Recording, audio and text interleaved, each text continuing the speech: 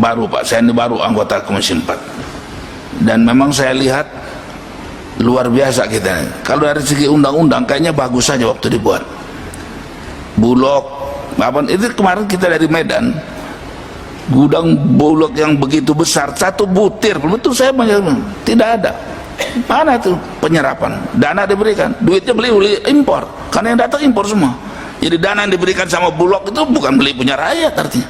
Ini nggak jalan. Badannya dibuat Bulog, gedungnya ada, tapi buktinya yang kita beli dari luar.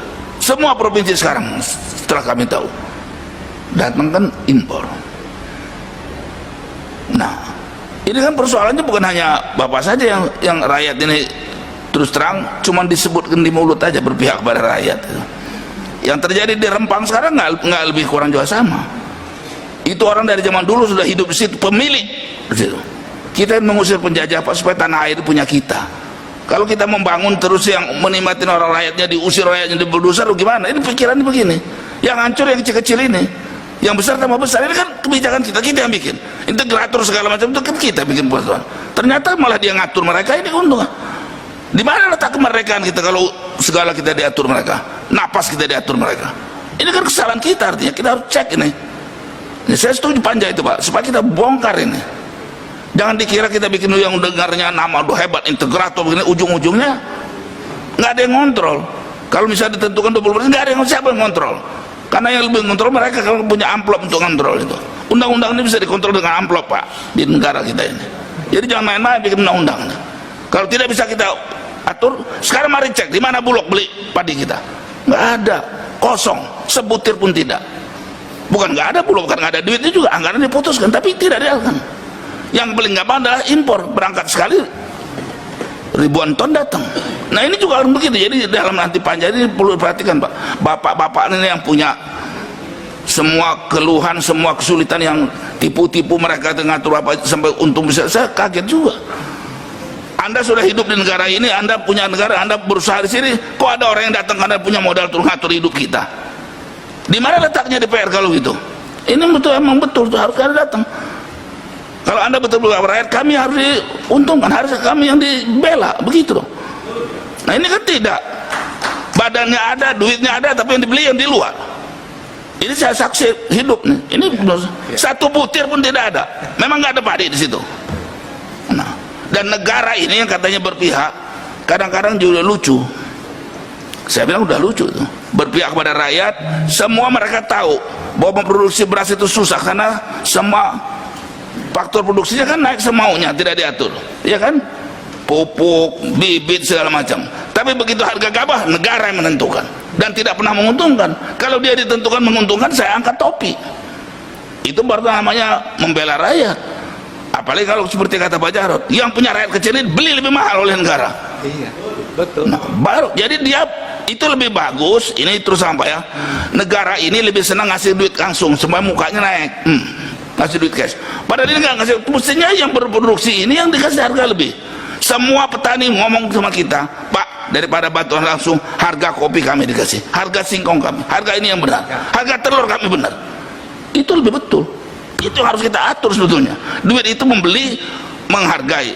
Kan kita ini nggak ada yang bodoh sebetulnya, dirjen-dirjen. Hitung produksi telur berapa, beli harus di atas itu, baru rakyat untung. Kenapa jadi orang lain yang suruh ngatur keuntungan rakyat? Kita yang mesti ngatur. Mereka harus untung minimal 20%. Bikin harganya. Harga pokoknya sekian, harga sekian. Negara. Saya setuju DPR memutuskan seperti itu. Jadi yang beli negara. Ya. Jadi kan seperti sekarang diserahkan sama mereka lagi ngatur. Ujungnya kalian semua diatur. Sekarang hari ini baru saya dengar luar biasa ini. Hanan bilang, saya belum pernah dengar dari Bapak bahwa keuntungan Bapak diatur orang. Kita di negara kita diatur sama manusia. Kalau diatur negara saya angkat topi. Tapi kalau diatur orang-orang kaya-kaya yang ngatur negara ini, pimpin-pimpin ini semua, makanya Rempang orang yang sudah bertahun-tahun itu mau dibulldozer sama jenderal kita, dididik sama ini bukan punya mau mengamankan negara, mau berdoser rakyat. Nah aneh itu. Di mana letaknya yang benar? Kalau saya yang bisa punya warna, saya pecat itu kayak gitu. Karena semua itu dia orang dididik untuk membela kita, mengamankan. Ini enggak ngancam mau bulldozer, apa itu?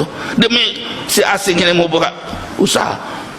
Ini dalam bidang kayak ini juga sama, selalu berpihak kepada mereka. Dan kalau nggak boleh mereka yang ngaturnya lagi kembali dengan amplopnya tuh. Ini kayak saya terbuka nih ngomong. Ini hak kami di PR untuk bicara. Jadi menurut saya Pak, begitu banyak ini kesempatan, jangan disia-siakan. Buka aja, jangan ditutup-tutupin. Sungkan-sungkan nggak ada itu. Sudah nggak zamannya lagi Pak. Dan berhentilah ngomong berpihak rakyat kalau masih begitu caranya. Ini cuma di mulut aja Pak rakyat. Sebetulnya rakyat produksi nggak dibeli. Saya dapat data jagung itu saja diperkirakan 18 juta lebih. Kita perlu paling 16 juta, mestinya surplus. Kenapa jadi impor terus? Duit siapa dipakai? Ya duit dari pajak dari kita. Buat ngebunuh kita, kan gila itu namanya. Siapa yang melakukan? Pemerintah kita. Ini yang nggak benernya itu. Termasuk juga di PR artinya kan. Jadi bikin aturan hati-hati kita. Ini Bapak koalisi loh ya? Iya, nggak peduli saya. Jangan ragu-ragu, kita ini pribadi berbicara pribadi Pak. Kadang cuma pencitraan tuh. Jadi kita jangan pencitraan lah. Saya terus terang saja melihat, menurut saya kita ini baru ngomong aja berpihak pada rakyat. Ya. Dan apa yang katakan orang misalnya Pak ya, kalau mau dibangunkan di Rembang tuh rakyat itu dididik supaya bisa bekerja di situ, bukannya diusir, di bulldozer. Kalau kita bikin jalan tol, rakyat di situ harus dapat juga untung. Jangan dibeli tanahnya dengan murah, diusir, tapi dia punya share karena lewat di daerah dia. Begitu caranya. Kalau betul berpihak pada rakyat, apapun yang dibangun di situ, rakyat itu mesti nikmati karena tanahnya punya dia. Kalau nggak sama dengan penjajah, usir aja lagi pengusaha. Maka saya bilang tadi, kalau mereka menjajah ngatur keuntungan, saya lebih pengusaha itu kita usir. Nah begitu, tumbuhkanlah pengusaha kita yang benar. Nah yang celakanya pengusaha kita ini kadang-kadang nggak benar. Ya. Mestinya bapak-bapak ini sudah sekian tahun mesti jadi mereka, bukan mereka yang diatur ngatur, mereka tetap kecil bahkan jadi mau mati seperti ini kan kacau ini. Nah jadi terus terang saya baru jadi masuk Komisi 4, saya sudah 3 periode Pak, baru sampai setahun ini saya, dan ini permintaan rakyat saya masuk Komisi 4 betul, karena terlalu banyak yang mereka laporkan ke saya tidak bisa ikut karena saya di Komisi 1 Pak. Yang terakhir itu soal gajah, saya bilang itu Komisi 4, pupuk Komisi 4. Jadi kapan Bapak ini memperjuangkan kami? Nah saya pindah ke sana. Dan saya sekarang tahu undang-undang yang dibuat, Anda baru ngomong sekarang justru motong leher kalian. Makanya setuju kalau Pak Jarod ini, mereka itu harus kita piting, harus jangan dipeluk Pak Jarod, dipiting aja kalau perlu injak. Iya, lihat kita mau, ini negara kita nih, siapa coba yang ngomong muda. Nah jadi saya setuju Pak Jarod yang begitu udah keras ngomong, cuman dia bilang dipeluk, ini orang Jawa sih. Nah jangan bilang lagi ndablak, saya nggak ngerti Pak. Jadi saya pikir dia senang, dia bebal, betul setuju. Jadi beberapa dirjen kalau bebal itu Pak, kita usul ganti. Nggak peduli dia mau koalisi nggak koalisi, mau kuali apa, nggak ada urusan, pecat. Kalau nggak berpihak rakyat, begitu dong. Bapak juga berhak begitu. Dirjen itu tidak berpihak kepada kami, menyusahkan kami. Nah kami dari DPR langsung kita harus sama-sama begitu. Kalau Bapak cuma ngomong di belakang atau demo, betul saya setuju, nggak usah capek aja lah. Karena sekarang negara juga beri duit itu buat nyemprot rakyat, buat menyusun gebukin rakyat. Padahal itu hak kita untuk demo. Sekalipun izin tetap nyatanya kan digebukin, ditahan. Ini saya baru dengar lagi baru-baru ini yang demo-demo Rempang itu kan orang panas dulu, udah susah nggak bisa nelayan, nggak ada makanan, demo lagi. Siapa ngasih makan minum? Ada ustaz ngasih dia makan, ditangkap sekarang. Orang yang bagi makan ditangkap, ini kan lucu bener kita. Justru karena rakyat lagi berjuangkan nasibnya, kita mesti bantu mestinya. Jadi di mana letak berpihak rakyat? Ayo kita buka diskusi kita. Yang mana bukti yang berpihak pada rakyat?